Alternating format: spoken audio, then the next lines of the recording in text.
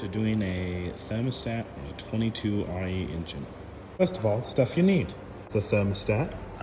This one I purchased as numbers, potentially. Secondly, the gasket. There's the number and there's the engines it fits on. Also need a 12 millimeter. Also, I find it helps with an extension. Now that we're in the engine bay, locate the upper coolant hose.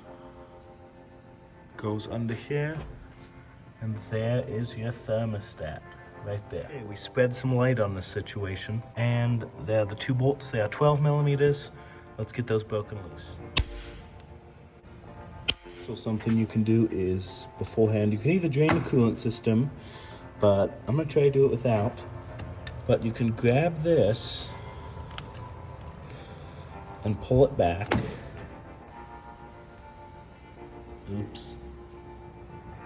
Okay, you can kind of tuck this back behind, then have good access to the thermostat. It's pulled out right there. It looks good. It was just getting stuck. I'm gonna do just a bit of cleaning to kind of around this edge. So it kind of has a little buildup. And cleaned up a bit better. You can't see any of the edge stuff. It's smooth. So I think these blemishes are just like in the metal or something, but it's smooth, good mating surface, so yeah. You can always make sure your new parts and old parts match.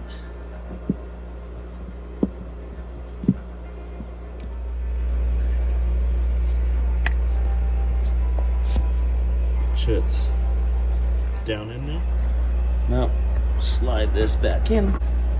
It's like wrestling a snake.